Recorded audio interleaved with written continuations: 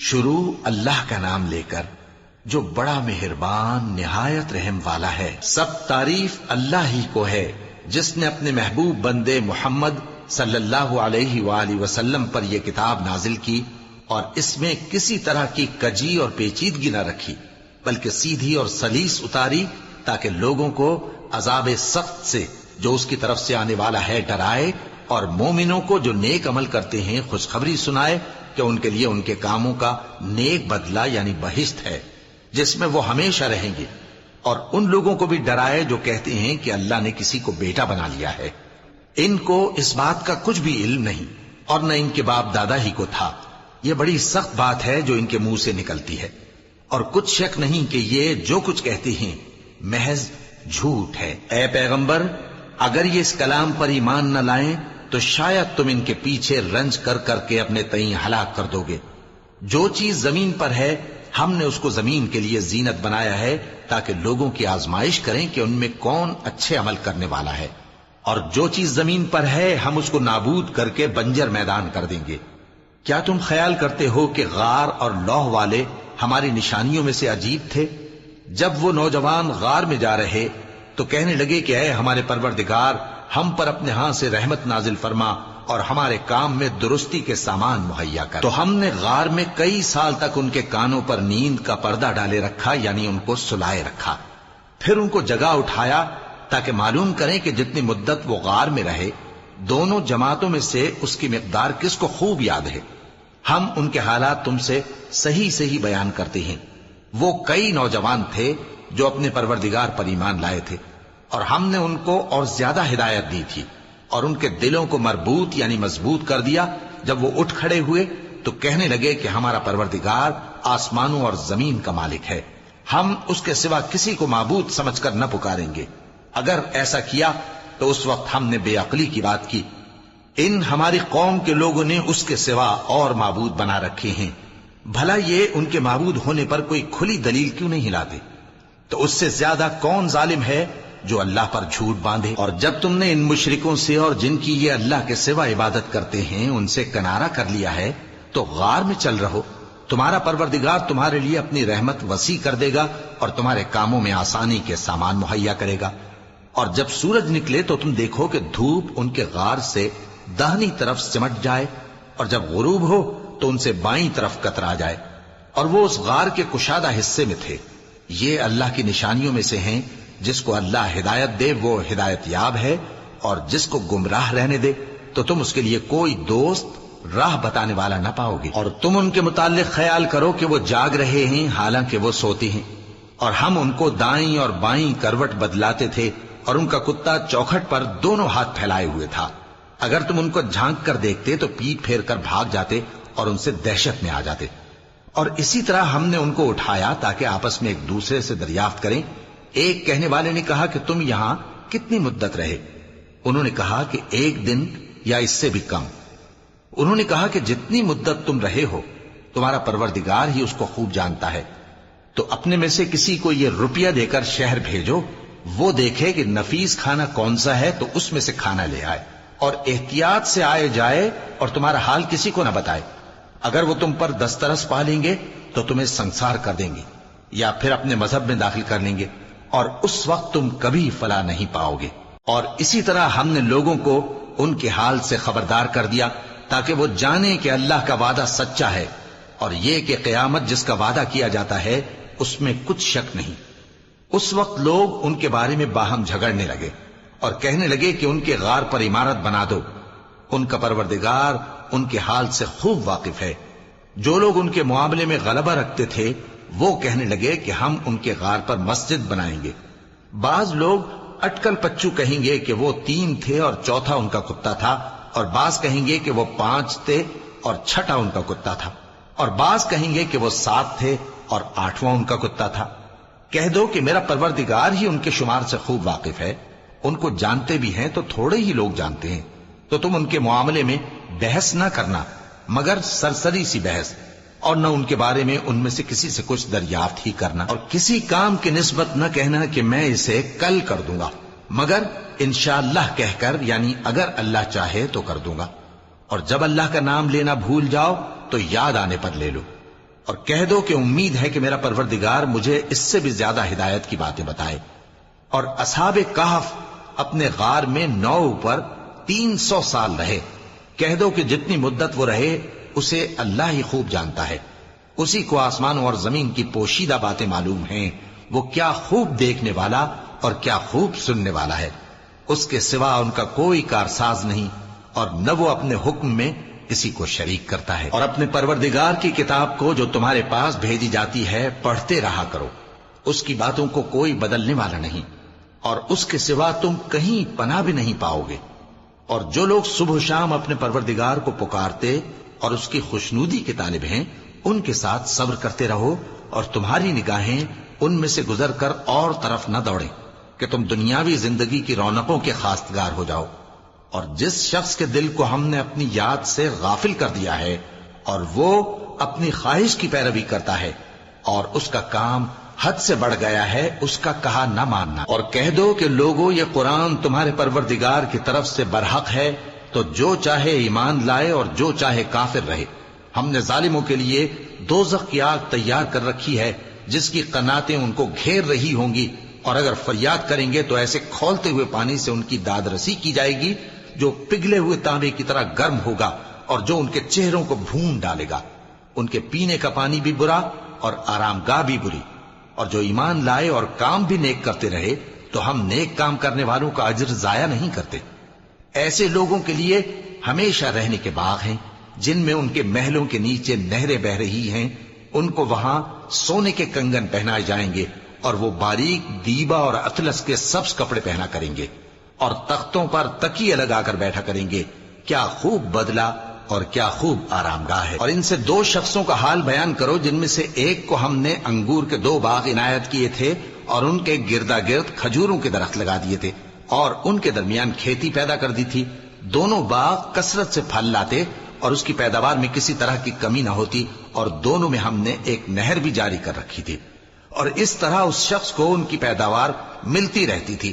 تو ایک دن جبکہ وہ اپنے دوست سے باتیں کر رہا تھا، کہنے لگا کہ میں تم سے مال و دولت میں بھی زیادہ ہوں اور جتھے اور جماعت کے لحاظ سے بھی زیادہ عزت والا ہوں، اور ایسی شیخیوں سے اپنے حق میں ظلم کرتا ہوا اپنے باغ میں داخل ہوا۔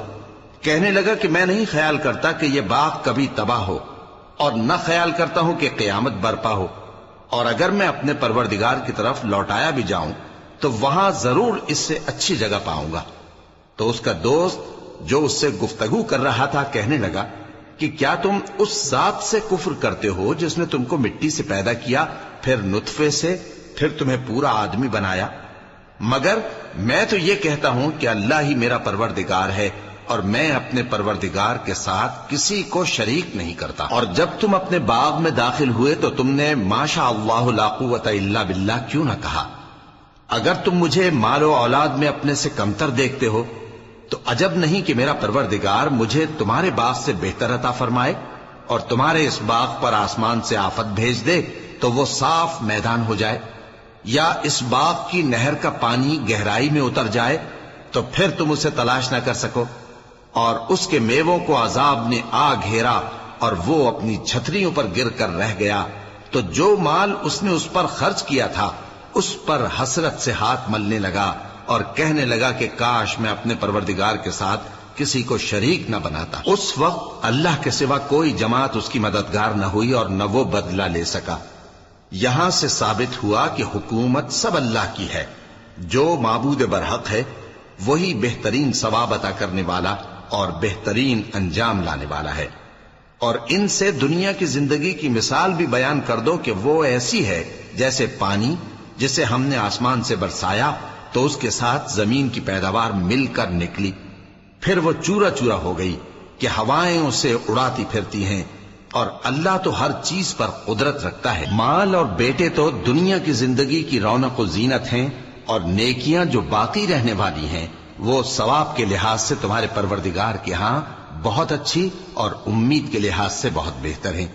اور جس دن ہم پہاڑوں کو چلائیں گے اور تم زمین کو صاف میدان دیکھو گے اور ان لوگوں کو ہم جمع کر لیں گے تو ان میں سے کسی کو بھی نہیں چھوڑیں گے، اور سب تمہارے پروردگار کے سامنے صف باندھ کر لائے جائیں گے، تو ہم ان سے کہیں گے کہ جس طرح ہم نے تم کو پہلی بار پیدا کیا تھا اسی طرح آج تم ہمارے سامنے آئے، لیکن تم نے تو یہ خیال کر رکھا تھا کہ ہم نے تمہارے لیے قیامت کا کوئی وقت مقرر ہی نہیں کیا، اور اعمال کی کتاب کھول کر رکھی جائے گی تو تم گناہگاروں کو دیکھو گے کہ جو کچھ اس میں لکھا ہوگا اس سے ڈر رہے ہوں گے، اور کہیں گے ہائے شامت، یہ کیسی کتاب ہے کہ نہ چھوٹی بات کو چھوڑتی ہے نہ بڑی کو، کوئی بات بھی نہیں مگر اسے لکھ رکھا ہے، اور جو عمل کیے ہوں گے سب کو حاضر پائیں گے، اور تمہارا پروردگار کسی پر ظلم نہیں کرے گا۔ اور جب ہم نے فرشتوں کو حکم دیا کہ آدم کو سجدہ کرو تو سب نے سجدہ کیا مگر ابلیس نے نہ کیا، وہ جنات میں سے تھا تو اپنے پروردگار کے حکم سے باہر ہو گیا۔ کیا تم اس کو اور اس کی اولاد کو میرے سوا دوست بناتے ہو، حالانکہ وہ تمہارے دشمن ہیں، اور شیطان کی دوستی ظالموں کے لیے اللہ کی دوستی کا برا بدل ہے۔ میں نے ان کو نہ تو آسمانوں اور زمین کے پیدا کرنے کے وقت بلایا تھا اور نہ خود ان کے پیدا کرنے کے وقت، اور میں ایسا نہ تھا کہ گمراہ کرنے والوں کو مددگار بناتا۔ اور جس دن اللہ فرمائے گا کہ اب میرے شریکوں کو جن کی نسبت تم معبود ہونے کا گمان رکھتے تھے بلاؤ، تو وہ ان کو بلائیں گے مگر وہ ان کو کچھ جواب نہ دیں گے، اور ہم ان کے درمیان ہلاکت کی ایک جگہ بنا دیں گے، اور گناہگار لوگ دوزخ کو دیکھیں گے تو یقین کر لیں گے کہ وہ اس میں پڑنے والے ہیں، اور اس سے بچنے کا کوئی راستہ نہ پائیں گے۔ اور ہم نے اس قرآن میں لوگوں کے سمجھانے کے لیے طرح طرح کی مثالیں بیان فرمائی ہیں، لیکن انسان سب چیزوں سے بڑھ کر جھگڑالو ہے، اور لوگوں کے پاس جب ہدایت آ گئی تو ان کو کس چیز نے منع کیا کہ ایمان لائیں اور اپنے پروردگار سے بخشش مانگیں، بجز اس کے کہ اس بات کے منتظر ہوں کہ انہیں بھی پہلوں کا سا معاملہ پیش آئے یا ان پر عذاب سامنے سے آ جائے۔ اور ہم جو پیغمبروں کو بھیجا کرتے ہیں تو صرف اس لیے کہ لوگوں کو اللہ کی نعمتوں کی خوشخبریاں سنائیں اور عذاب سے ڈرائیں، اور جو کافر ہیں وہ باطل کی مدد سے جھگڑا کرتے ہیں تاکہ اس سے حق کو پھسلا دیں، اور انہوں نے ہماری آیتوں کو اور جس چیز سے ان کو ڈرایا جاتا ہے اسے ہنسی بنا لیا ہے۔ اور اس سے بڑھ کر ظالم کون، جس کو اس کے پروردگار کی آیات کے ذریعے سمجھایا گیا تو اس نے ان سے منہ پھیر لیا، اور جو اعمال وہ آگے کر چکا اس کو بھول گیا۔ ہم نے ان کے دلوں پر پردے ڈال دیے کہ اسے سمجھ نہ سکیں، اور کانوں میں ثقل پیدا کر دیا ہے کہ سن نہ سکیں، اور اگر تم ان کو رستے کی طرف بلاؤ تو کبھی رستے پر نہ آئیں گے، اور تمہارا پروردگار بخشنے والا صاحب رحمت ہے۔ اگر وہ ان کے کرتوتوں پر ان کو پکڑنے لگے تو ان پر جھٹ عذاب بھیج دے، مگر ان کے لیے ایک وقت مقرر کر رکھا ہے کہ اس کے عذاب سے کوئی پناہ کی جگہ نہ پائیں گے۔ اور یہ بستیاں جو ویران پڑی ہیں، جب انہوں نے کفر کر کے ظلم کیا تو ہم نے ان کو تباہ کر دیا، اور ان کی تباہی کے لیے ایک وقت مقرر کر دیا تھا۔ اور جب موسیٰ نے اپنے شاگرد سے کہا کہ جب تک میں دو دریاؤں کے ملنے کی جگہ نہ پہنچ جاؤں ٹلنے کا نہیں، خاص صدیوں چلتا رہوں، پھر جب وہ دونوں ان دریاؤں کے سنگم پر پہنچے تو اپنی مچھلی بھول گئے، پھر اس مچھلی نے دریا میں سرنگ کی طرح اپنا راستہ بنا لیا۔ جب آگے چلے تو موسیٰ نے اپنے شاگرد سے کہا کہ ہمارا کھانا لاؤ، اس سفر سے ہم کو بہت تکان ہو گئی ہے۔ اس نے کہا کہ بھلا آپ نے دیکھا کہ جب ہم نے اس چٹان کے پاس آرام کیا تھا تو میں مچھلی وہیں بھول گیا، اور مجھے آپ سے اس کا ذکر کرنا شیطان نے بھلا دیا، اور اس مچھلی نے عجیب طرح سے دریا میں اپنا راستہ بنایا۔ موسیٰ نے کہا یہی تو وہ مقام ہے جسے ہم تلاش کرتے تھے، تو وہ اپنے پاؤں کے نشان دیکھتے دیکھتے لوٹ گئے۔ وہاں انہوں نے ہمارے بندوں میں سے ایک بندہ دیکھا جس کو ہم نے اپنے ہاتھ سے رحمت خاص سے نوازا تھا، اور اپنے پاس سے ایک خاص علم بخشا تھا۔ موسیٰ نے ان سے جن کا نام خضر تھا کہا کہ جو علم اللہ کی طرف سے آپ کو سکھایا گیا ہے، اگر آپ اس میں سے مجھے کچھ بھلائی کی باتیں سکھائیں تو میں آپ کے ساتھ رہوں۔ خضر نے کہا کہ تم میرے ساتھ رہ کر صبر نہیں کر سکو گے، اور جس بات کی تمہیں خبر ہی نہیں اس پر صبر کر بھی کیسے سکتے ہو؟ موسیٰ نے کہا اللہ نے چاہا تو آپ مجھے صابر پائیے گا، اور میں آپ کے ارشاد کے خلاف نہیں کروں گا۔ خضر نے کہا اگر تم میرے ساتھ رہنا چاہو تو شرط یہ ہے مجھ سے کوئی بات نہ پوچھنا جب تک میں خود اس کا ذکر تم سے نہ کروں۔ تو دونوں چل پڑے، یہاں تک کہ جب کشتی میں سوار ہوئے تو خضر نے کشتی کو پھاڑ ڈالا۔ موسیٰ نے کہا کیا آپ نے اس کو اس لیے پھاڑا ہے کہ سواروں کو غرق کر دی؟ یہ تو آپ نے بڑی عجیب بات کی۔ پناہ مانگتا ہوں میں اللہ کی شیطان مردود سے۔ شروع اللہ کا نام لے کر جو بڑا مہربان نہایت رحم والا ہے۔ خضر نے کہا کیا میں نے نہیں کہا تھا کہ تم میرے ساتھ صبر نہ کر سکو گے؟ موسیٰ نے کہا کہ جو بھول مجھ سے ہوئی اس پر مواخذہ نہ کیجیے اور میرے معاملے میں مجھ پر مشکل نہ ڈالیے۔ پھر دونوں چلے، یہاں تک کہ رستے میں ایک لڑکا ملا تو خضر نے اسے مار ڈالا۔ موسیٰ نے کہا کہ آپ نے ایک بے گناہ شخص کو ناحق بغیر قصاص کے مار ڈالا، یہ تو آپ نے بری بات کی۔ خضر نے کہا کیا میں نے نہیں کہا تھا کہ تم سے میرے ساتھ صبر نہیں ہو سکے گا؟ انہوں نے کہا کہ اگر میں اس کے بعد پھر کوئی بات پوچھوں یعنی اعتراض کروں تو مجھے اپنے ساتھ نہ رکھیے گا کہ آپ میری طرف سے عذر کے قبول کرنے میں حد کو پہنچ گئے ہیں۔ پھر دونوں چلے، یہاں تک کہ گاؤں والوں کے پاس پہنچے اور ان سے کھانا طلب کیا۔ انہوں نے ان کی ضیافت کرنے سے انکار کیا۔ پھر انہوں نے وہاں ایک دیوار دیکھی جو گرا چاہتی تھی تو خضر نے اس کو سیدھا کر دیا۔ موسیٰ نے کہا کہ اگر آپ چاہتے تو ان سے اس کا معاوضہ لے لیتے تاکہ کھانے کا کام چلتا۔ خضر نے کہا کہ اب مجھ میں اور تم میں علیحدگی، مگر جن باتوں پر تم صبر نہ کر سکے میں ان کا تمہیں بھید بتائے دیتا ہوں کہ وہ جو کشتی تھی غریب لوگوں کی تھی جو دریا میں محنت کر کے یعنی کشتیاں چلا کر گزارا کرتے تھے، اور ان کے سامنے کی طرف ایک بادشاہ تھا جو ہر اچھی کشتی کو زبردستی چھین لیتا تھا، تو میں نے چاہا کہ اسے عیبدار کر دوں تاکہ وہ اسے غصب نہ کر سکے۔ اور وہ جو لڑکا تھا اس کے ماں باپ دونوں مومن تھے، ہمیں اندیشہ ہوا کہ وہ بڑا ہو کر بد کردار ہوگا تو کہیں ان کو سرکشی اور کفر میں نہ پھنسا دے، تو ہم نے چاہا کہ ان کا پروردگار اس کی جگہ ان کو اور بچہ عطا فرمائے جو اخلاقی پاکیزگی میں بہتر اور محبت میں زیادہ قریب ہو۔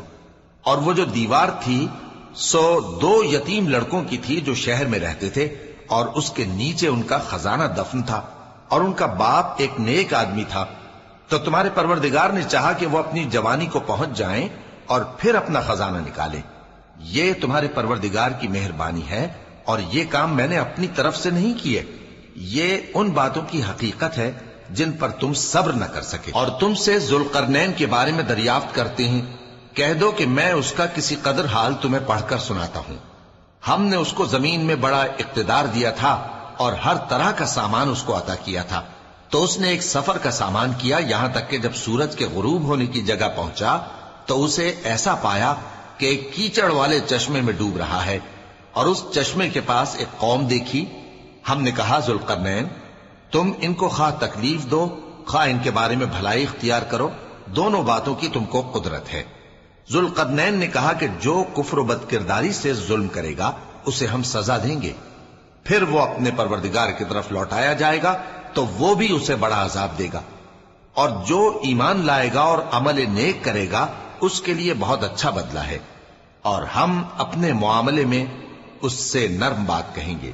پھر اس نے ایک اور سامان سفر کیا، یہاں تک کہ سورج کے طلوع ہونے کے مقام پر پہنچا تو دیکھا کہ وہ ایسے لوگوں پر طلوع ہوتا ہے جن کے لیے ہم نے دھوپ سے بچاؤ کی کوئی اوٹ نہیں بنائی تھی۔ حقیقت یوں ہی تھی، اور جو کچھ اس کے پاس تھا ہم کو سب کی خبر تھی۔ پھر اس نے ایک اور سفر کا سامان کیا، یہاں تک کہ 2 اونچے سیدھے پہاڑوں کے درمیان پہنچا تو دیکھا کہ ان کے اس طرف کچھ لوگ ہیں کہ بات کو سمجھ نہیں سکتے۔ ان لوگوں نے کہا کہ اے ذوالقرنین، یاجوج اور ماجوج اس علاقے میں فساد کرتے رہتے ہیں، بھلا ہم آپ کے لیے خرچ کا انتظام کر دیں کہ آپ ہمارے اور ان کے درمیان ایک دیوار کھینچ دیں۔ ذوالقرنین نے کہا کہ خرچ کا جو مقدور اللہ نے مجھے بخشا ہے وہ بہت اچھا ہے، تم مجھے قوت بازو سے مدد دو، میں تمہارے اور ان کے درمیان ایک مضبوط رکاوٹ بنا دوں گا۔ تم لوہے کے بڑے بڑے تختے میرے پاس لاؤ۔